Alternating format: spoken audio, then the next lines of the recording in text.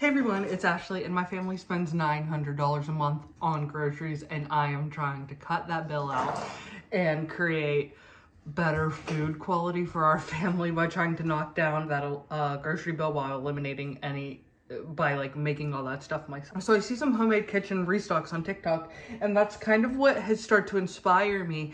As you know, I'm a stay-at-home mom of 3. So now that my older 2 are in school full-time and part-time, I have a little bit more time to put into some of these things and my grocery bill just keeps going up and up and up and up. So I was trying to see if there's things in my cart, and that's essentially how this is going to go. I have things in my cart and I look, is there anything I could make myself? And then I'm going to try it and try and see I could do it on my own. And then I want to start a garden in the fall. So let's see if we could like eliminate my like $230 a week grocery bill.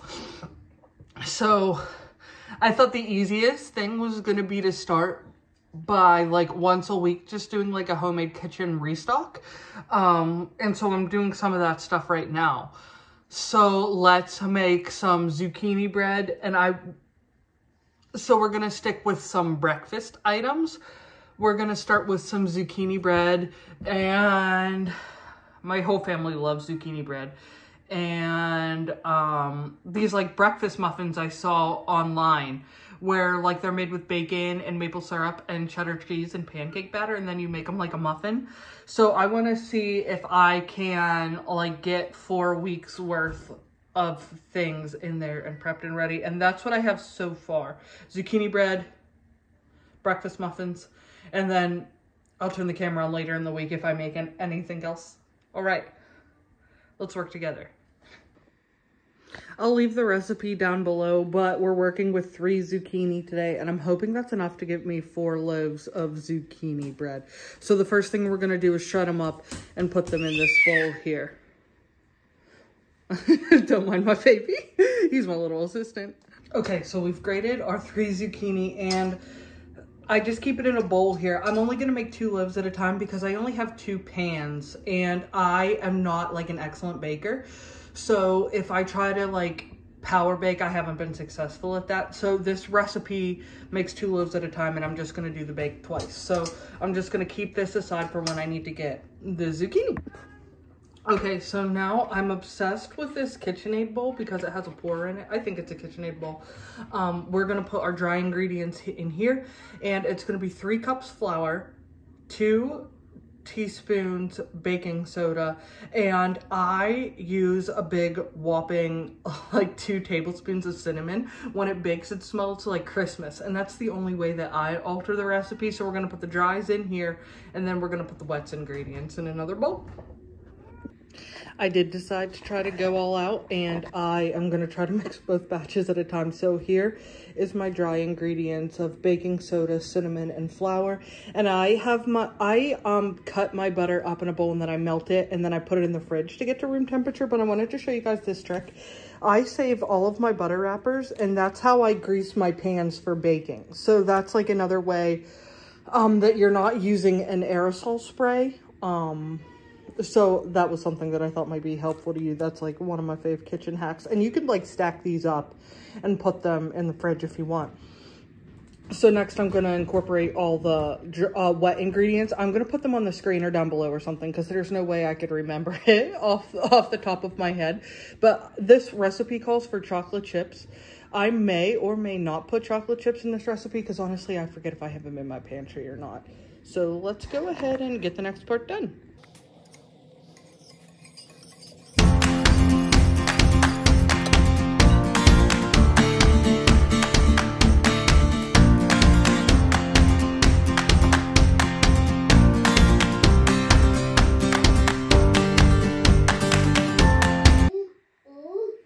Look at that. Everything's together, and I've made a total mess. I try to clean up as I go, but I've made a total mess of my kitchen. But I came out to what I had of 4 cups of zucchini. But that's going to work. So remember, everything's doubled. This batter is thick.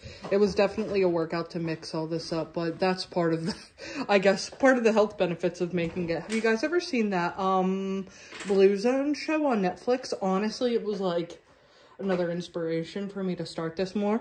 So I'm going to divide this into 4s. That's just my baby.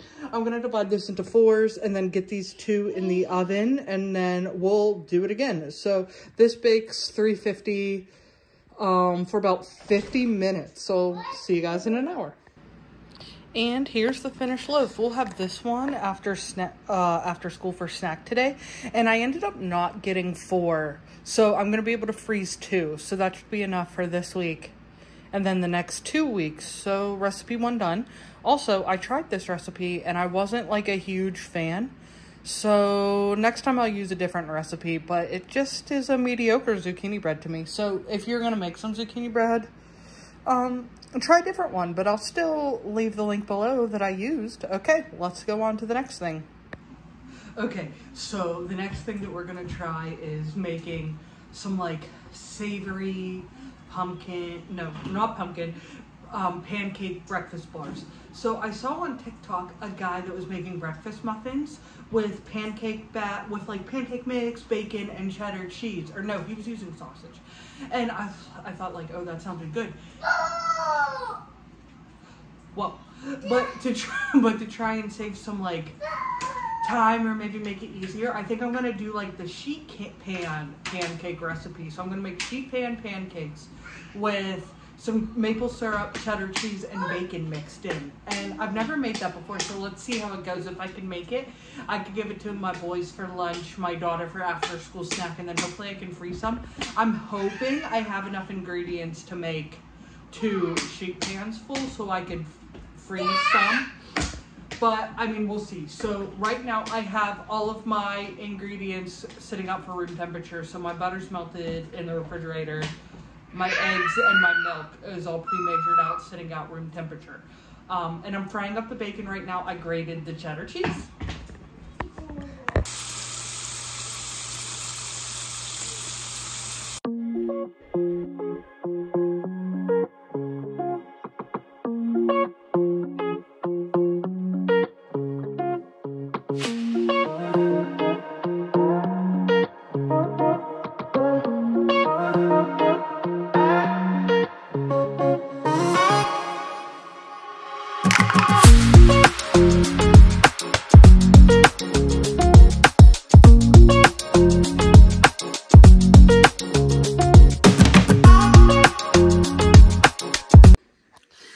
I wish you could smell this. It smells so good. So I folded in the bacon and I buttered my sheet pans, and I'm just going to pour this in.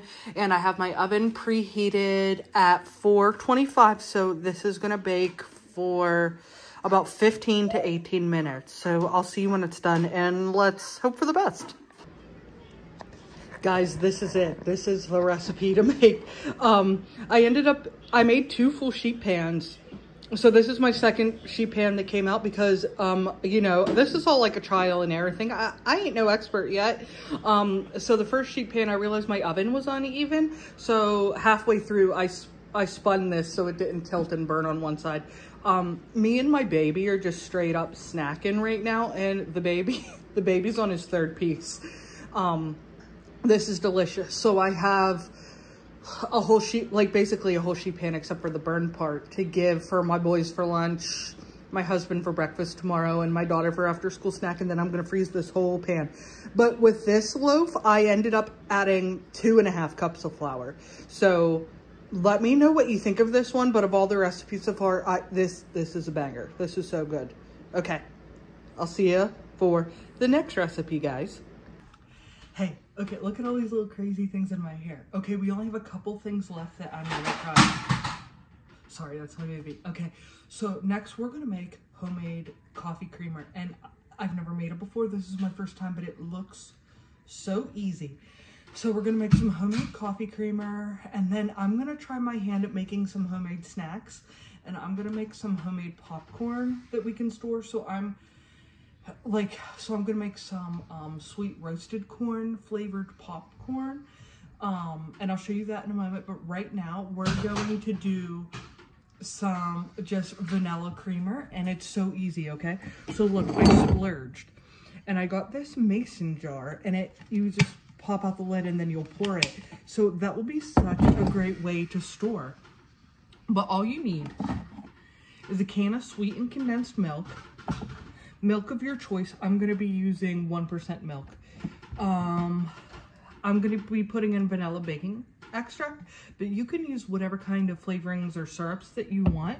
And then lastly, I bought honey from the farmer's market today. So my husband asked if I would add some of that in, so I will. And I'm going to sprinkle a little bit of brown sugar. I'm going to be putting all of that in a pot and mixing well. But listen, it's not supposed to go to a boil. It's supposed to go to just like warm enough where you could put your hands in it if you wanted to. I'm not going to do that. Just going to try that. So we're going to do that now and then see how it comes out. This is honestly going to be saving us a lot of money. We buy the Chobani creamer and we buy at least 2 containers a week. So that's $12 and it's only $1.25 for a can of this. And the only ingredients in here is milk and sugar. So I mean, that will literally be saving us like $10 a week. So here we go. We are all done. That was so easy, but oh gosh, I need a funnel. But look, here it is. This should last us for the whole week. So yeah, so I added some brown sugar, some honey, and some vanilla extract. So the only ingredients in here are milk, sugar, like natural vanilla extract, and honey from a farmer's market. I tasted this. I wasn't ready for how much I was going to enjoy it. And it's wild to think, because if I were to just use one of the store-bought creamers, I wouldn't like taste test it. I wouldn't want to do that. But this was enjoyable. Kind of reminded me like a really good French vanilla ice cream or something. So this is so good. I really do need to get a funnel, or I think I'm going to see if my mom has one. You hear the baby. Okay, so that's all that I have for right now. The next and last recipe you'll see from me is the roasted corn popcorn. And then my husband's in charge of desserts for the week. So I'll show you Matt's bakery at the end of the video. He's going to be making some cookies to freeze, but he's going to be making some apple brown butter cream cheese blondies tomorrow. So I'm so excited. I'll show you that at the end. Okay, I'll see you tomorrow. All right, my friends, the last thing for this week, we're gonna try some popcorn to store it, to try to replace our snacks, because my kids, like, we get like the Smart Food or the Smart Pop popcorn from the bag a lot. So, okay, let's try this. So I have a container of Orville Redenbacher, like the popcorn kernels. And then I had this on Amazon a while ago, so I know how to use it. It's just one of these like Hot Pop silicone bowls. And it comes with this topper, and when you put the kernel onto the line, you put the topper on, and I have a popcorn setting on my microwave. So I did that, and then I added salt. I had really good Parmesan cheese I sprinkled on there, and 2 tablespoons of butter. So let's pop that and see how it goes. And what I'm gonna do is I have these plastic storage containers with like a pour spout. They're really for cereal, but I think they could be used for popcorn for now. Yeah, so let's see if I can make some like snacks for the week.